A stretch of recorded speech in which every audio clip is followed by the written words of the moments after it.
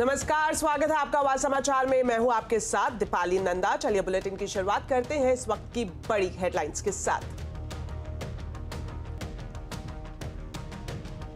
FY24 के आखिरी सत्र में बाजार में दिखा जोश। सेंसेक्स निफ्टी बढ़त पर बंद। बीएसई के सभी सेक्टर इंडेक्स चढ़े। मिड कैप में खरीदारी। मेटल, इंफ्रा, एफएमसीजी इंडेक्स बढ़त पर बंद।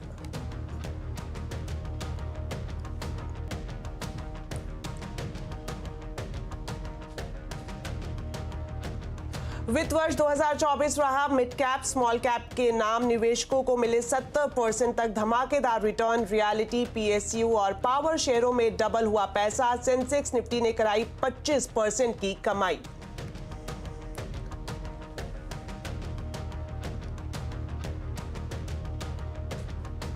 मार्च में अच्छे रह सकते हैं टू व्हीलर और फोर व्हीलर के सेल्स नंबर, लेकिन चुनावी मौसम के चलते कमर्शियल व्हीकल और ट्रैक्टर की बिक्री पर दबाव संभव। 1 अप्रैल को आएंगे बिक्री के आंकड़े।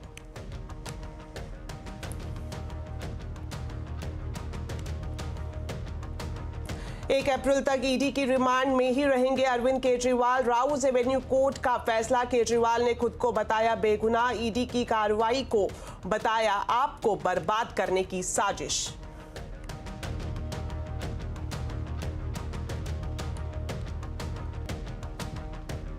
देश के 600 वकीलों की सुप्रीम कोर्ट के चीफ जस्टिस को चिट्ठी। न्यायपालिका और उसके फैसलों पर सवाल उठाने वालों पर कार्रवाई की मांग।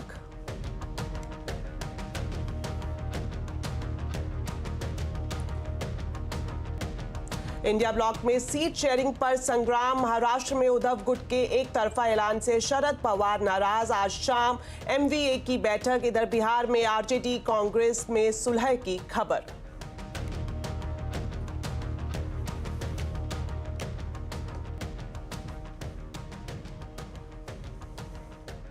चलिए बुलेटिन की शुरुआत करते हैं मार्केट अपडेट के साथ। फाइनेंशियल ईयर 2024 के आखिरी सेशन में बाजार ने शानदार विदाई दी है। सेंसेक्स और निफ्टी जोरदार बढ़त पर बंद हुए हैं। सेंसेक्स 655 अंक और निफ्टी 203 अंक चढ़कर बंद हुआ है। आज सबसे ज्यादा खरीदारी पीएसई, फार्मा, ऑटो शेयरों में रही। वहीं मेटल, इंफ्रा, एफएमसीजी इंडेक्स बढ़त पर बंद हुए। आइए मार्केट का पूरा हाल समझते हैं सुमित से। तो सुमित, बताएं आज बाजार की तेजी में क्या हाईलाइट्स रही हैं? देखिए, आज भारतीय बाजारों में वैसे तो अच्छी शुरुआत थी और शुरुआत के साथ मार्केट्स होल्ड भी अच्छा कर रहा था, लेकिन लास्ट तक आते आते मार्केट्स के अंदर थोड़ी सी हायर लेवल से प्रॉफिट टेकिंग देखने को मिली। लेकिन ओवरऑल एक बढ़िया तेजी मार्केट के अंदर बरकरार रही और उस तेजी के अंदर चौतरफा खरीदारी थी। FY24 का लास्ट सेशन मार्केट बढ़त के साथ बंद हुआ। मिड कैप में खरीदारी थी, स्मॉल कैप में खरीदारी थी और साथ ही साथ एक अच्छा अपमूव आज ऑटो स्पेस में था, एनबीएफसी स्पेस में था, पीएसयू बैंकिंग स्पेस में था, जहां पर बढ़िया खरीदारी बनते हुए दिखाई पड़ी और बीएसई के सभी सेक्टर हरे निशान में बढ़त के साथ बंद होते हुए दिखाई पड़े। तो ओवरऑल एक बढ़िया सेशन जहां पर ब्रॉडर बेस मार्केट्स में खरीदारी थी और फ्रंट लाइन इंडेक्स भी काफी बेहतरीन तरीके से परफॉर्म करता हुआ दिखाई पड़ा। सुमित, ऐसे सेक्टर्स के बारे में भी बताएं जहां पर सबसे ज्यादा एक्शन और कुछ ऐसे सेक्टर जिसमें सुस्ती दिखाई दी। तो पहले निफ्टी के टॉप गेनर्स की बात किया तो आज ग्रासिम लीड कर रहा था, नए हाईस की तरफ ये शेयर पहुंचा। Bajaj Finserv, hero MotoCorp, Bajaj finance जब में खरीदारी थी। 3-3.5% का उछाल था। गिरने वाले शेयरों में श्रीराम फाइनेंस, निफ्टी का न्यू एंट्रेंट जहां पे प्रेशर था आज। Bajaj Auto flat to negative, Axis Bank, Tech Mahindra करीब 0.5% के आसपास का फॉल था। मिड कैप में बैंक ऑफ महाराष्ट्र में खरीदारी थी, सुजलॉन में खरीदारी थी, कल्याण ज्वेलर चला हुआ था। इंडियन बैंक में 4% का उछाल था। गिरने वाले शेयरों में Torrent power, delivery, Oberoi realty, IDFC first जहां पर प्रेशर देखने को मिला। एफ&ओ में ग्रासिम लीड कर रहा था, साथ ही साथ Bajaj Finserv, LIC housing finance और हीरो मोटोकॉर्प में खरीदारी थी। गिरने वाले शेयरों में Hindustan copper, Oberoi realty, IDFC first और मेट्रोपोलिस हेल्थ जहां पर कुछ हद तक बिकवाली के साथ बाजार बंद होता हुआ दिखाई पड़ा। शुक्रिया सुमित इस पूरे मार्केट अपडेट के लिए। वहीं कंप्लीट सर्कल के मैनेजिंग पार्टनर और सीआईओ गुरमीत चड्ढा का कहना है कि पिछले 2 साल में रिलायंस ने करीब 50% का रिटर्न दिया है और इस रिटर्न में जियो फाइनेंशियल का रिटर्न भी शामिल है। उन्होंने कोटक, एचडीएफसी बैंक में अच्छी ग्रोथ आने की उम्मीद जताई है। हमने रिलायंस में देखा 2 साल 2100-2300 का लेवल, और जब ब्रेकआउट आया तो अगर आप जियो फाइनेंशियल ऐड करेंगे तो ऑलमोस्ट 50% ब्रेकआउट है। अगर आप रिलायंस में देखें 2200-2300 से 3000 और आप 350 रुपए जियो फाइनेंशियल का जोड़े। आईटीसी में हम सिमिलर चीज देख चुके हैं। मुझे लगता है कोटक और एचडीएफसी ड्यू है। मुझे लगता है अगर एक क्वार्टर उन्होंने अच्छी डिपॉजिट ग्रोथ और क्रेडिट ग्रोथ दिखाई, अच्छा कॉम्बिनेशन दिखाया और मार्केट का ये फियर एले किया कि निम जो है बॉटम आउट हो गया है, मुझे लगता है वो एक री रेटिंग पॉइंट होगा दोनों स्टॉक्स के लिए। और शायद कोटक के लिए ज्यादा आसान हो क्योंकि 4 लाख 5 लाख करोड़ की बैलेंस शीट है, एचडीएफसी की 24-25 लाख करोड़ की बैलेंस शीट है, तो शायद कोटक को पिवट जल्दी कर पाए एचडीएफसी से। बट मुझे लगता है कि दोनों स्टॉक्स ड्यू हैं और ये साल शायद सेकेंड हाफ उनके लिए अच्छा होगा। फाइनेंशियल ईयर 2024 निवेशकों के चेहरों पर मुस्कान लाने वाला रहा है। मिड कैप स्मॉल कैप ने धमाकेदार रिटर्न दिए हैं। सरकारी कंपनियों में भी जमकर पैसा बरसा। कैसा रहा फाइनेंशियल ईयर 2024, बता रहे हैं सुमित मेहरोत्रा। तो इस फाइनेंशियल ईयर की क्लोजिंग हो रही है और इस फाइनेंशियल ईयर की क्लोजिंग के साथ ही एक बढ़िया आंकड़े आपको दिखाई पड़ेंगे, चाहे आप निफ्टी के देखें, सेंसेक्स के देखें, निफ्टी बैंक के देखें, और एक शानदार तेजी रही मिड कैप स्मॉल कैप में भी। पहले कुछ नंबर्स में निफ्टी करीब 27% के आसपास की बढ़त देखने को मिली, सेंसेक्स 24% का उछाल रहा, बैंक निफ्टी 15% की बढ़त यहां देखने को मिली, मिड कैप में 60% और स्मॉल कैप करीब 70% की शानदार तेजी देखने को मिली। सबसे बेहतरीन रिटर्न रहा रियल्टी में, करीब 130% का उछाल, पीएसयू 100% की तेजी, पीएसयू बैंक 85%, पावर करीब 85% के आसपास का उछाल यहां देखने को मिला। कैपिटल गुड्स से 75%, ऑटो करीब 75%, फार्मा 60% और मेटल 50% के आसपास की तेजी यहां देखने को मिली। निफ्टी के सबसे बेहतरीन शेयरों की अगर बात किया तो उसमें रहा बजाज ऑटो, रफली 150% का उछाल, टाटा मोटर्स करीब 150% ऊपर, अदानी पोर्ट 100-125% के आसपास की तेजी यहां देखने को मिली। कोल इंडिया 100% का उछाल, हीरो मोटोकॉर्प 100% चला, एनटीपीसी करीब 95% की तेजी यहां बनते हुए दिखाई पड़ी। सबसे ज्यादा गिरने वाले शेयरों में जो अब निफ्टी से बाहर है वो है यूपीएल, करीब 35% का डिक्लाइन यहां देखने को मिला। एचयूएल 10% की बिकवाली, एचडीएफसी बैंक 8% की बिकवाली और एशियन पेंट बिल्कुल फ्लैट रहा। निफ्टी के सबसे ज्यादा अंडर परफॉर्मर्स भी ये स्टॉक रहे। मिड कैप के सबसे ज्यादा चढ़ने वाले शेयरों में आईआरएफसी 450% की शानदार तेजी, आरईसी 300%, आरबीएनएल 285% की एक बड़ी तेजी, बीएचईएल 250%, पीएफसी 225% और फैक्ट करीब 225% के आसपास का उछाल यहां देखने को मिला। स्मॉल कैप में बीएससी 500% की बढ़िया तेजी, सुजलॉन 450%, हुडको 350% की एक बढ़िया उछाल यहां देखने को मिला। मैंगलोर रिफाइनरी 330%, कोचिन शिपयार्ड 325% और एसजेवीएन 300% के आसपास का उछाल यहां आता हुआ दिखाई पड़ा। इस फाइनेंशियल ईयर के कुछ बढ़िया आईपीओज में सबसे ऊपर नाम रहा आयरेडा का, 325% की तेजी इसमें देखने को मिली। सिग्नेचर ग्लोबल 245%, नेटवेब करीब 225%, मोती सन्स इशू प्राइस से 200% के आसपास का उछाल और साइन डीएलएम 165% की तेजी यहां देखने को मिली। कुछ और नामों में आजाद इंजीनियरिंग 150% की तेजी, सेंको गोल्ड करीब 150% चला, ज्योति सीएनसी 150% का उछाल, बीएलएस ई सर्विसेज 125% की तेजी और मैनकाइंड फायरवा करीब 115% के आसपास का उछाल इस आईपीओ में आता हुआ दिखाई पड़ा। तो ये बाजार इस फाइनेंशियल ईयर के लिए यहां से देखा जाए तो एक बढ़िया वित्तीय वर्ष साबित होता हुआ दिखाई पड़ा। तो बाजार में गिरावट का मार्च खत्म हो गया है। बाजार ने वित्त वर्ष 24 को भी अलविदा कह दिया है। क्या नए वित्त वर्ष में निवेशकों की होगी धमाकेदार कमाई? आज आवाज अड्डा में इसी पर करेंगे बड़ी चर्चा शाम 7:57 पर।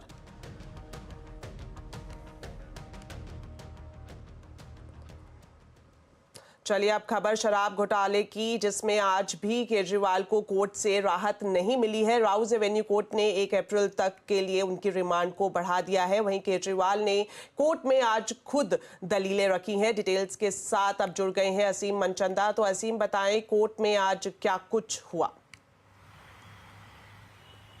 दीपाली, ईडी ने 21 मार्च को शराब घोटाले में आरोपी दिल्ली के मुख्यमंत्री अरविंद केजरीवाल को गिरफ्तार कर लिया था और उसके बाद 7 दिन का उनको रिमांड दिया गया था। आज उनका रिमांड खत्म हो रहा था। आज कोर्ट में उनकी पेशी हुई। यहाँ पर सबसे पहले ईडी ने अपना पक्ष रखा। ईडी ने कहा कि अभी वो जांच में सहयोग नहीं कर रहे हैं। इतना ही नहीं, अभी कई सारे आरोपियों को गोवा से बुलाया गया, उनके सामने बिठा करके इनसे पूछताछ करनी है। इनसे हमें 7 दिन का रिमांड और चाहिए होगा। तो उसके बाद अरविंद केजरीवाल ने खुद अपना पक्ष रखा। उन्होंने कहा कि मेरे खिलाफ ईडी के पास कोई भी सबूत नहीं है। ईडी मुझे जानबूझ करके परेशान कर रहा है। मेरी गिरफ्तारी को लेकर के ये जो एक ईडी की तरफ से साजिश की जा रही है जिससे कि आम आदमी पार्टी को बर्बाद किया जा सके। उनका कहना था कि सिर्फ 4 स्टेटमेंट के आधार के ऊपर मेरे को गिरफ्तार कर लिया गया है। मैं दिल्ली का एक सिटिंग मुख्यमंत्री हूँ और उनकी गिरफ्तारी हो गई है। सुप्रीम कोर्ट जो कोर्ट है उसने इन सारी दलीलों को उनसे लिखित में देने के लिए कहा और उसके बाद कोर्ट ने अब उनको 4 दिन की रिमांड के ऊपर भेज दिया। अब उनको 1 अप्रैल को कोर्ट के सामने उपस्थित होना होगा और उसके बाद हो सकता है कि सीबीआई उनका रिमांड लेने की कोशिश यहां से करे। अजीम, ये भी जानना चाहेंगे, अरविंद केजरीवाल की पत्नी सुनीता केजरीवाल कह रही थी कि वो कोर्ट में कुछ बड़ा खुलासा करेंगे। हालांकि आपने इस बात का जिक्र किया कि उन्होंने खुद ही अपनी दलीलें रखी, तो क्या कुछ ऐसा देखने को मिला जिसका जिक्र उनकी पत्नी सुनीता केजरीवाल कर रही थी? देखिए, उन्होंने अपनी खुद सारी दलीलें रखी। उनका ये कहना था कि 4 स्टेटमेंट के आधार पर मुझे अरेस्ट किया गया और खासतौर पे कि जो ईडी दावा कर रहा है कि 100 करोड़ की रिश्वत दी गई, उसका मनी ट्रेल उनका मनी ट्रेल कहीं भी नहीं मिला है। मैं यहाँ पर दावा कर रहा हूँ कि 55 करोड़ रुपये जो है वो बीजेपी को इलेक्ट्रल बॉन्ड के जरिए दिए गए। इस शराब घोटाले में एक आरोपी था, उसने वहाँ पर 55 करोड़ रुपये दिए और उसके बाद उसको ऑटोमेटिकली बेल मिल गई। तो ईडी लगातार एक साजिश के तहत मुझे यहाँ पर फंसाने की कोशिश कर रहा है। मेरे खिलाफ कोई भी पुख्ता सबूत नहीं है। तो ये सारी दलीलें उन्होंने कोर्ट के सामने रखी और कोर्ट ने कहा कि आप इसको हमें रिटर्न में भी दे दीजिए। और उसके बाद कोर्ट ने अपना फैसला सुरक्षित कर लिया था और कब कोर्ट ने उनको 4 दिन के रिमांड के ऊपर भेज दिया है। शुक्रिया सीएम इस पूरी जानकारी के लिए। वहीं अरविंद केजरीवाल की पत्नी सुनीता केजरीवाल ने कहा है कि दिल्ली के सीएम को परेशान किया जा रहा है। सीएम को बहुत तंग किया जा रहा है, बहुत परेशान किया जा रहा है, जनता जवाब देगी। लेकिन आज मुख्यमंत्री ने खुद भी कोर्ट में कहा तबीयत कैसी है? उनकी तबीयत अभी ठीक नहीं है। देश के 600 से ज्यादा दिग्गज वकीलों ने सुप्रीम कोर्ट के चीफ जस्टिस को एक चिट्ठी लिखी है। इसमें न्यायपालिका पर एक खास ग्रुप की ओर से दबाव बनाए जाने का आरोप लगाया गया है। चीफ जस्टिस को लिखी इस चिट्ठी में न्यायिक प्रक्रिया पर उठाए जा रहे सवाल को चिंताजनक बताया गया है। साथ ही चिट्ठी में वकीलों ने चीफ जस्टिस से ये मांग की है कि आरोप लगाने वाले खास ग्रुप पर कार्रवाई की जाए। यह ग्रुप न्यायिक व्यवस्था को प्रभावित करने की कोशिश कर रहा है। राजनीतिक एजेंडा के तहत आरोप लगाकर अदालतों को बदनाम करने की कोशिश की जा रही है। वकीलों ने इस हथकंडे को लोकतांत्रिक ढांचे के लिए खतरा बताया है।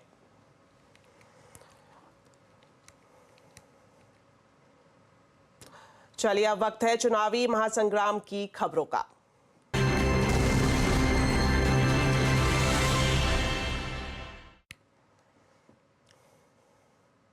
लोकसभा चुनाव के दूसरे चरण में 12 राज्यों की 88 सीटों के लिए नामांकन दाखिल करने की प्रक्रिया शुरू हो गई है। दूसरे चरण के लिए 4 अप्रैल तक नामांकन पत्र दाखिल किए जाएंगे, जबकि मतदान 26 अप्रैल को होगा। और दूसरे चरण में असम, बिहार, छत्तीसगढ़, कर्नाटक, केरल, मध्य प्रदेश, महाराष्ट्र, राजस्थान और उत्तर प्रदेश की कुल 88 सीटों पर मतदान होगा। आज बीजेपी उम्मीदवार कैलाश चौधरी ने बाड़मेर से नामांकन पत्र दाखिल किया। नामांकन करने से पहले उन्होंने चुनावी रैली को भी संबोधित किया।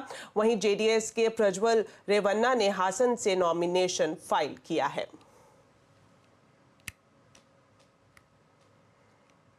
इधर कांग्रेस प्रवक्ता सुप्रिया श्रीनेत पर कंगना विवाद भारी पड़ गया है। पार्टी ने उन्हें महाराजगंज से टिकट नहीं दिया है। श्रीनेत ने 2019 से महाराजगंज से चुनाव लड़ा था, लेकिन बीजेपी के पंकज चौधरी से वो चुनाव हार गई थी। दरअसल कंगना पर एक विवादित पोस्ट को लेकर पार्टी ने भी सुप्रिया पर सख्ती दिखाई है। इसके अलावा चुनाव आयोग ने भी उन्हें नोटिस जारी किया है। इस पूरे मामले में सुप्रिया सफाई भी दे चुकी हैं। वो कह चुकी हैं कि किसी और ने उनके अकाउंट से इस तरह की घटिया बात की है।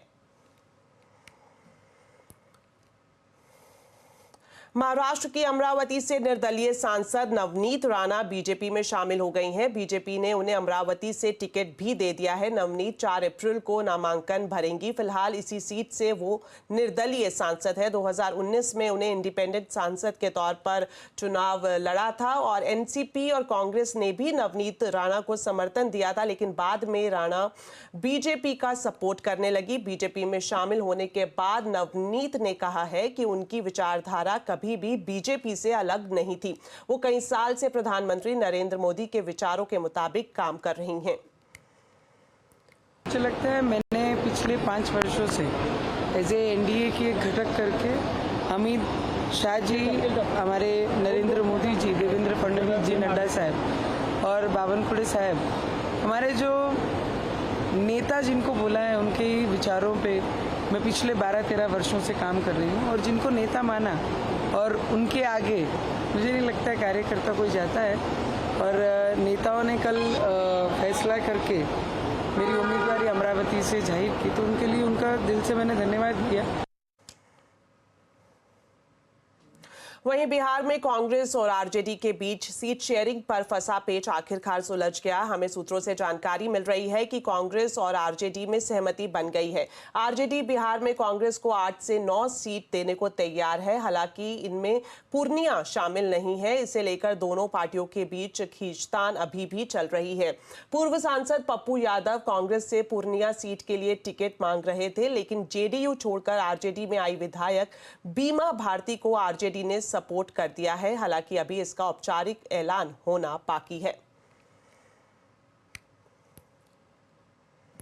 महाराष्ट्र में सीट शेयरिंग को लेकर महाविकास आघाड़ी में संग्राम छिड़ा हुआ है। शिवसेना उद्धव गुट ने कल 17 सीटों पर उम्मीदवारों के नाम का ऐलान कर दिया था, जिसके बाद कांग्रेस और शरद पवार गुट के नेताओं में नाराजगी थी। सांगली और भिवंडी की सीट को लेकर ज्यादा बवाल मचा हुआ है। सीटों पर विवाद खत्म करने के लिए आज एक बार फिर से एमवीए नेताओं की मुंबई में बैठक होने वाली है। इस बैठक में उद्धव गुट, शरद पवार गुट और कांग्रेस नेताओं के बीच बातचीत होगी और सांगली, भिवंडी समेत मुंबई की उत्तर पश्चिम और उत्तर पूर्व सीट को लेकर मंथन किया जाएगा।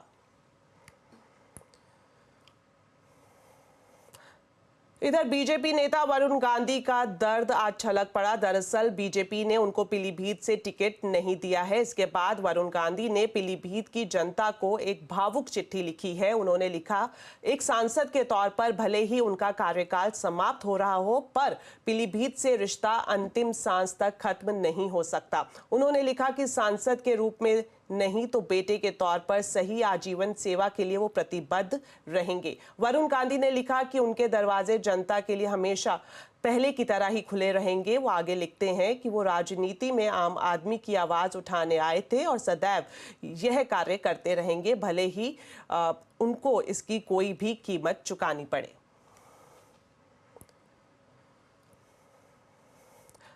टीएमसी की नेता महुआ मोइत्रा आज ईडी के सामने पेश नहीं होंगी। कैश फॉर क्वेरी मामले में ईडी ने मोइत्रा को बिजनेसमैन दर्शन हीरानंदानी को पूछताछ के लिए नया समन जारी किया था, लेकिन वो अपने लोकसभा क्षेत्र कृष्णानगर में चुनाव प्रचार कर रही हैं। इससे पहले भी महुआ को ईडी ने 2 बार पूछताछ के लिए बुलाया था, लेकिन आधिकारिक काम का हवाला देते हुए वो ईडी के सामने पेश नहीं हुई। आपको बता दें कि महुआ मोइत्रा ने जांच एजेंसी को अपने फैसले के बारे में बता दिया है और लोकसभा चुनाव पूरा होने तक उन्हें नहीं बुलाने को कहा है।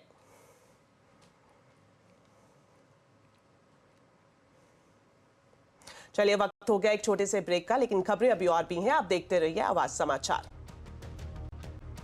ब्रेक के बाद आपका स्वागत है और अब बात करते हैं देश के कई राज्यों में बढ़ते तापमान की। देश के कई राज्यों में तापमान अभी से ही 42 डिग्री पहुंच गया है। मौसम विभाग के मुताबिक महाराष्ट्र, गुजरात और कर्नाटक में हीट वेव और गर्मी आगे भी जारी रह सकती है। हालांकि दिल्ली को अगले 1 हफ्ते तक थोड़ी राहत मिलेगी।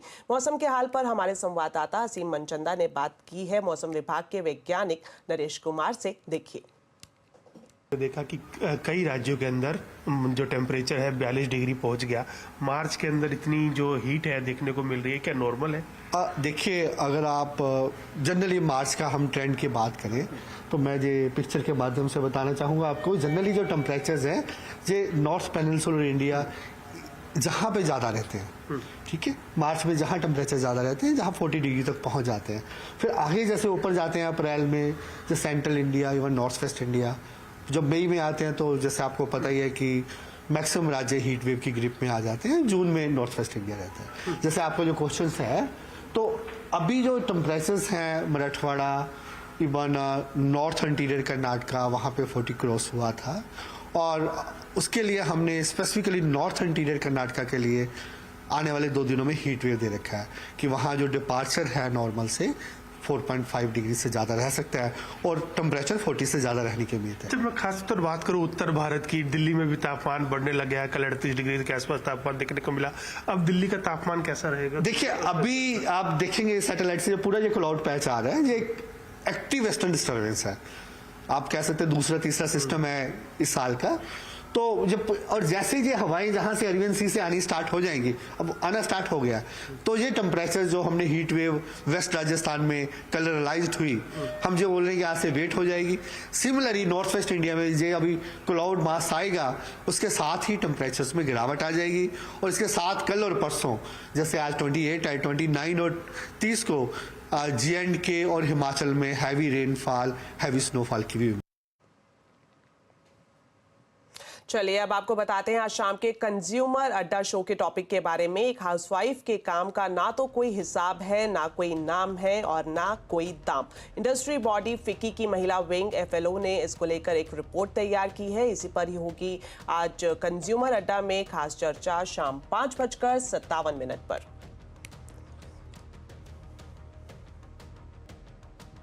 चलिए बुलेटिन में फिलहाल इतना ही। आप खबरों पर अपडेट रहें, CNBC आवाज से जुड़े रहें हमारे सोशल मीडिया हैंडल्स के जरिए। नमस्कार।